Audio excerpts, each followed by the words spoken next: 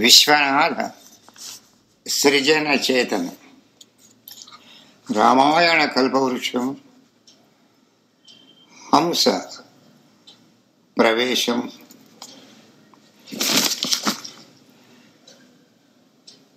రామాయణ కల్పవృక్షం యుద్ధకాండ ఆరంభంలో హంస ప్రవేశం జరిగింది. ఇది విశ్వనాథ స్వతంత్రమైన కల్పనా ఖండం. ఇది హంస దర్శనం, వర్ణనం, సంకేతంతో కవితా రామణీయకతతో పాటు తాత్విక శోభను పొందింది. ఇది మొత్తం 80 పద్యాల్లో ఒక చిన్న కావ్యంలా భాషిస్తుంది. ఇది 3 ఘట్టాల్లో వివిధ స్థానాల్లో శ్రీరాముడు, సీత, రావణుడు వీరిపై ప్రభావాన్ని నెరపింది. ఇది ప్రధాన కథకు విశిష్టతను చేకూరుస్తుంది. ప్రస్తుతం 3వ భాగం హంస సంకేతం.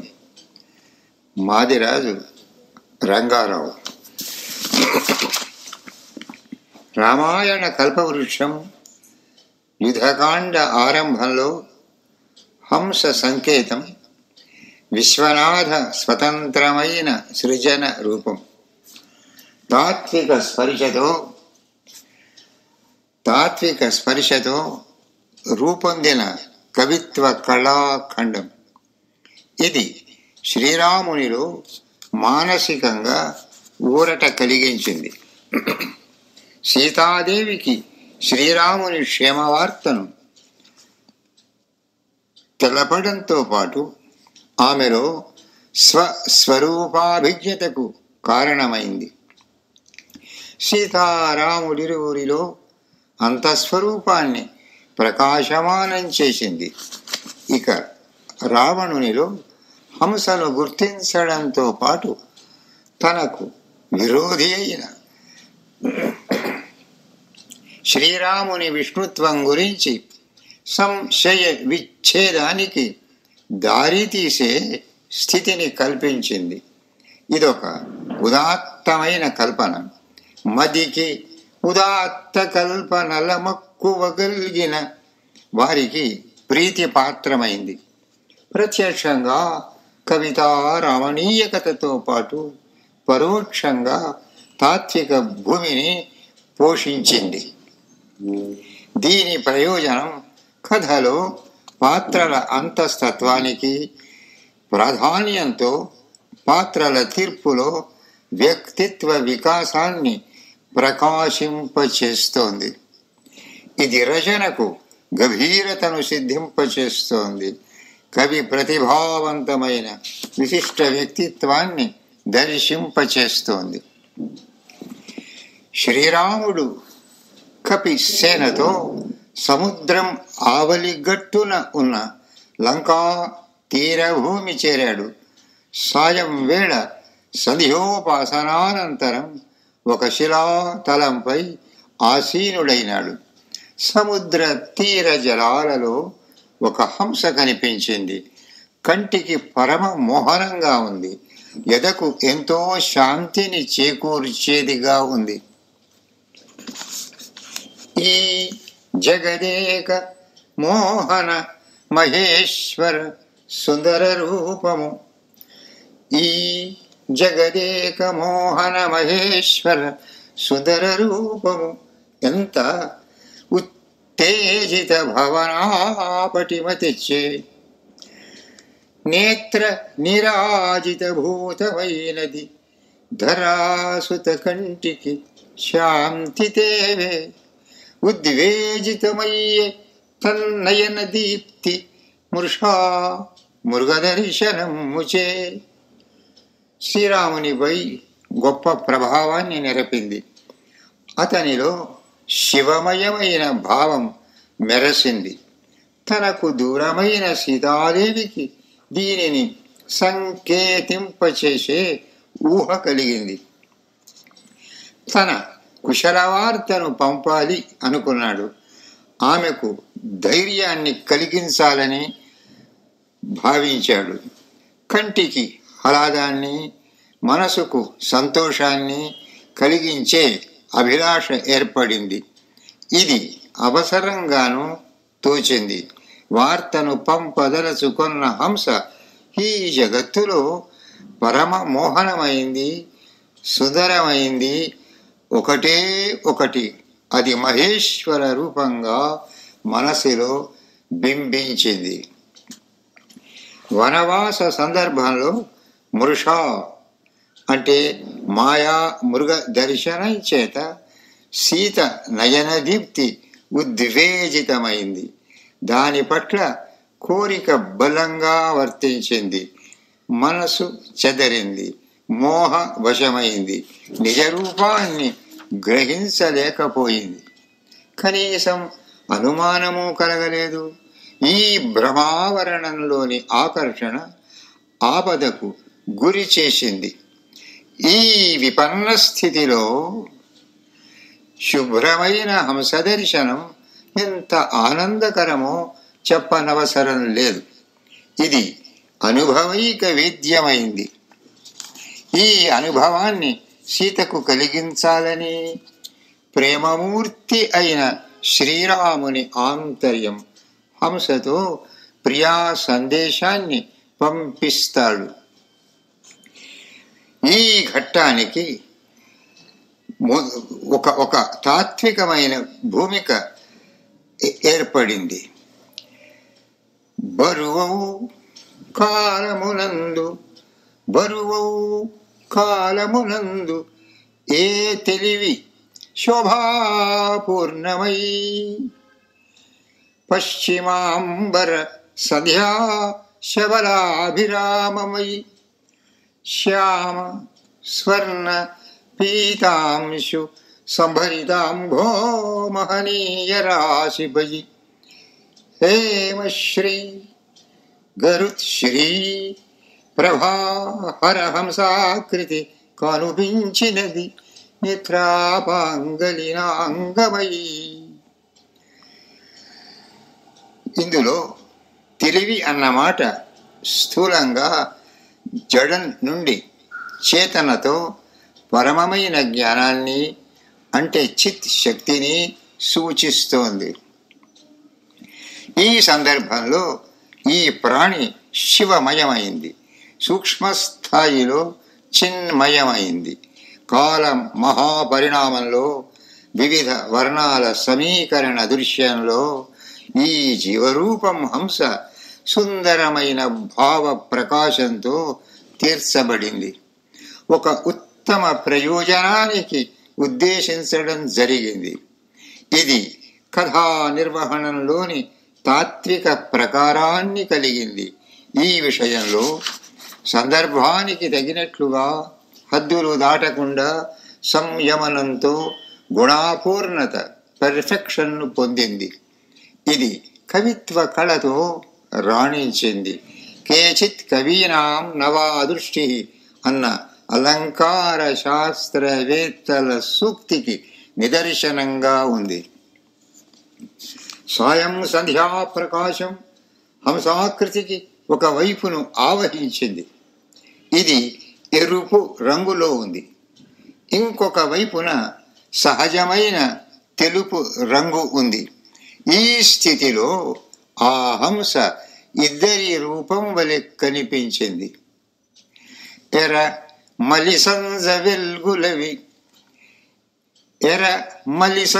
వెల్గులవి హెచ్చిన మై సగమైన నీవ ఇద్దరి వలె కానుపింతువు కదా.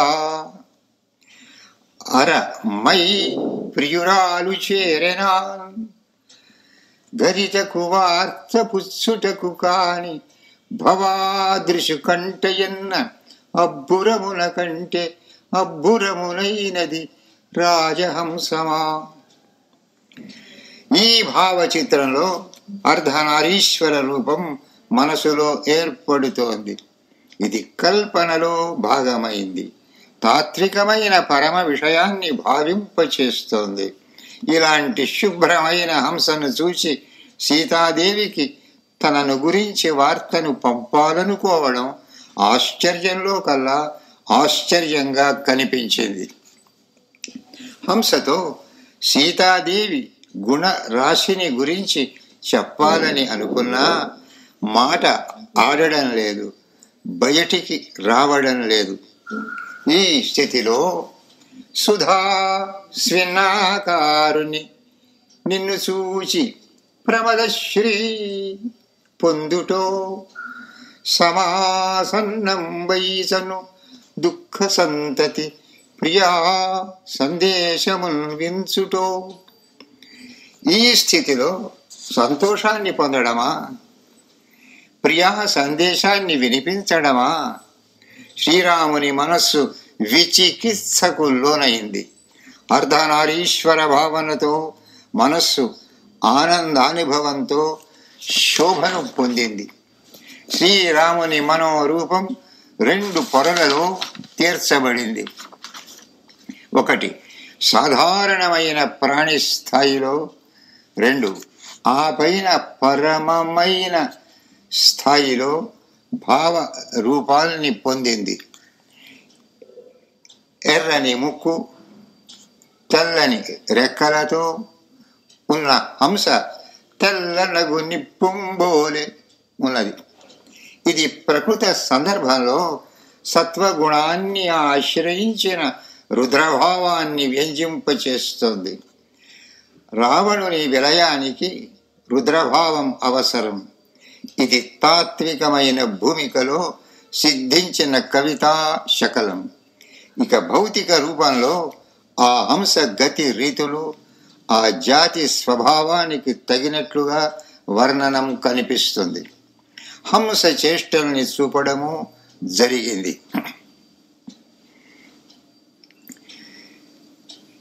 మిన్నెక్కున్ కంటికి సూటిగా తిరుగు వార్ధీంద్రాంబు వీచీతతిన్ చుక్కలుగాగా కాల విదలించున్ మూదలించున్ జపా స్రకాంతుల్ విలసత్ జపాంశుకగరుత్ చర్ణార్ద్ర చంద్రాంశువై.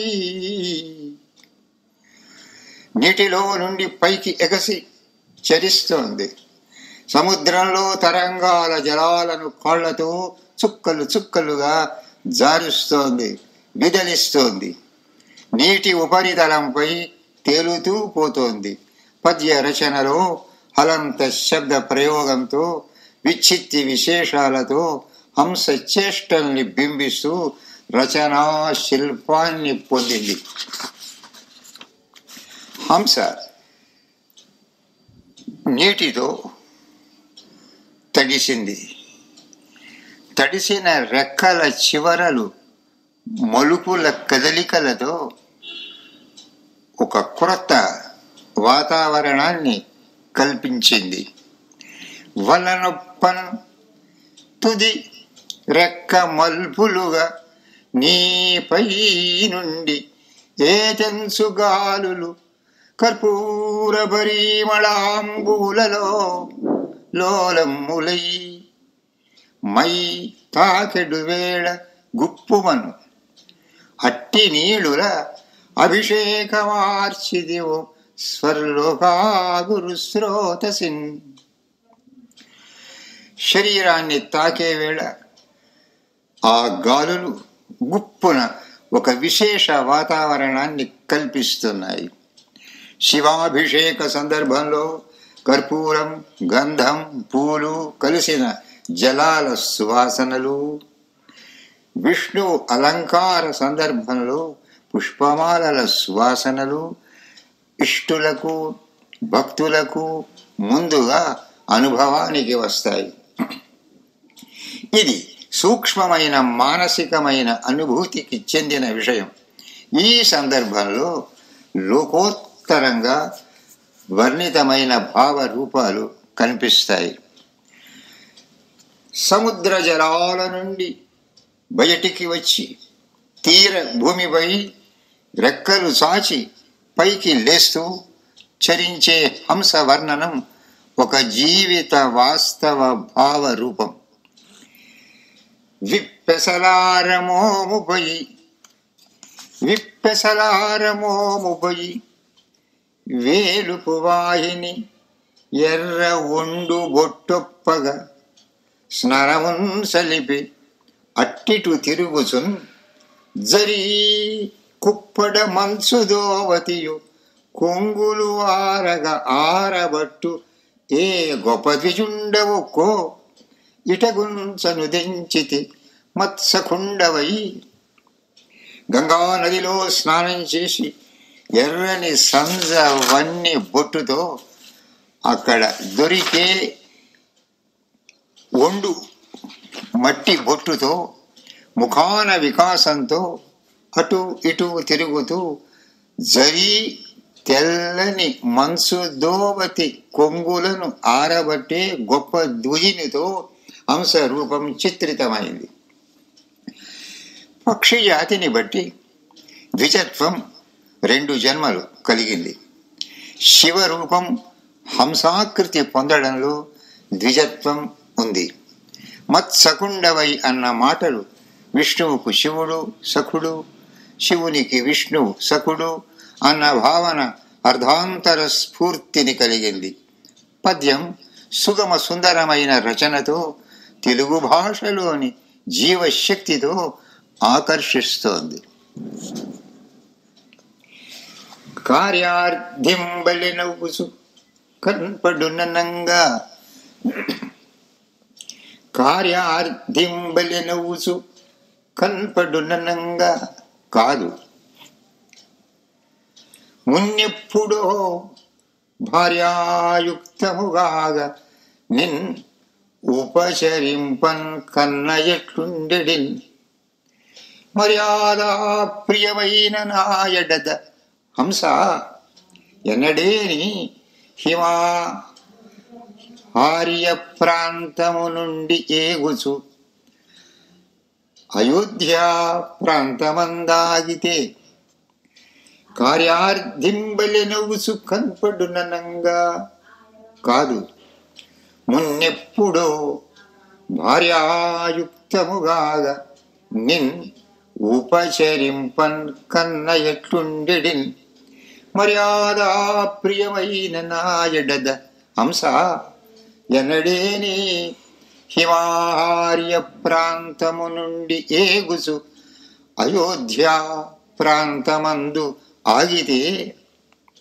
కార్యార్థి అయి తత్కాలానికి తగినట్లుగా ప్రవర్తిస్తూ ఉన్నట్లు అనిపించవచ్చు.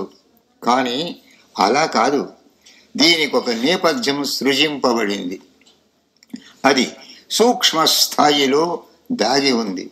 పూర్వం ఎప్పుడో తాను భార్యా సహితంగా ఉపచరించినట్లు అనిపిస్తోంది. హిమాలయ ప్రాంతం నుండి పోతూ పోతూ మధ్యలో అయోధ్యలో ఆగావా? ఇలా అనడానికి కారణం రాముని హృదయం మర్యాదాప్రియమైంది. ఇది గొప్ప మాట. ఉదాత్తమైన సంస్కార స్వరూపాన్ని సూచిస్తుంది ఈ భాషా ప్రయోగం. శ్రీరాముని పాత్రకు తగినట్లుగా ఉంది. ఎక్కుపెట్టిన బాణము పోల్కిగాగా ముక్కు దీపింప ఎక్కుపెట్టిన బాణము పోల్కిగాగా ముక్కు దీపింప శార్ంగమో పినాకమో నాగసాచినట్టి రెక్కదోయిగ మింట చరింపబోవే. శార్ంగమో పినాకమో నాగ సాచినట్టి రెక్కదోయిగ మింట చరింపబోవే అని అభ్యర్థిస్తాడు. కథలో రాబోయే విరభావ స్థితి సూచితమైంది. శార్ంగము విష్ణువు ఆయుధం, పినాకం శివుని ఆయుధం. వీటితో హంస రెక్కల్ని ఉపమించడంలో శివ కేశవ భావైక్య రూపం, అద్వైత రూపానికి సంబంధించిన ఆదర్శం స్థాపితమవుతోంది. మునుముందు రావణుని వధలోనూ ఈ రెండు శివ కేశవ శక్తులతో పాటుగా మూడవది దేవీ శక్తి కలిసి ఏర్పడిన బ్రహ్మాస్త్రం చేతనే సాధ్యమైంది. ఈ మహాగ్రంథంలో రచనా ప్రణాళికలో ఈ విశేషాంశాలు ఆయా సందర్భాల్లో దృష్టికి వస్తాయి. శ్రీరాముడు తన హృదయాన్ని ఆవిష్కరిస్తాడు, వార్తను నివేదిస్తాడు. రింగులుగాగ హంస విహరించెను మింటను పల్లటీలుగా, నింగికి క్రొత్త అందములు నిండగజేయుసు పోవుచుండగా, బంగారు పూలు తాపినది పళ్ళెము వెండిది త్రిప్పినట్లుగా, గంగయు క్రతపాయ యసకంబుగ తీయుచు నురులెత్తునాన్, గంగయు క్రతపాయ యసకంబుగ తీయుచు నురులెత్తునాన్. హంస రింగులు రింగులుగా గాలిలో తిరిగింది, మింటిలో పల్లటీలుగా చరించింది, నింగికి కొత్త కొత్త అందాల్ని చేకూరుస్తూ ముందుకు పోతోంది. ఇది ఎట్లా ఉందంటే బంగారు పూలు పొదిగిన వెండి పళ్ళెము తిప్పినట్లుగా ఉంది. ఈ నీరాజన భావం ఈ ఘట్టం ముగింపుకు సుందరతను చేకూరుస్తుంది. గంగానది తీసిన కొత్త నీటి పాయతో పైకి నొరగలెత్తుతూ ముందుకు సాగిపోతున్నట్లుంది. ఈ గంగా నది ప్రసక్తి పవిత్రమైన వాతావరణాన్ని సృజిస్తోంది. హంస వెళ్ళే మార్గమంతా తెల్లని కాంతి ప్రసార రేఖతో ఆశారూపాన్ని భావింపచేస్తోంది. ఈ హంస సంకేతం 3 విధాలుగా ఉపకరిస్తోంది. కథలో శ్రీరాముడు, సీత, రావణుడు పాత్రల తీర్పులో తాత్వికమైన కోణాల్ని చూపడం జరిగింది. ఈ హంసాకృతి ఈ ఘట్టాలలో ఉజ్వలమైన మణిగా ఆకర్షిస్తోంది. అంతస్తత్వాలకు ప్రాధాన్యంతో రచనకు గభీరతను చేకూరుస్తోంది. విశ్వనాథ సృజన చేతనలో స్వతంత్రమైన అస్తిత్వానికి అద్దం పడుతోంది. ఎదకు పురాంధ్ర సంస్కృత కవీశ్వర భారతి దీప్తి కల్గిన సదమల బుద్ధికిన్ సకల శాస్త్ర రహస్య వివేకమబ్బినన్, మదికి ఉదాత్త కల్పనల మక్కువ కల్గిన విశ్వనాథ శారద సకలార్ధదాయిని సురద్రువు, విశ్వనాథ శారద సకలార్ధదాయిని సురద్రువు. నమస్కారం. ఇది చిరంజీవి మాదిరాజు చరిత ప్రేరణతో ఆవిష్కృతమైంది. మాదిరాజు రంగారావు.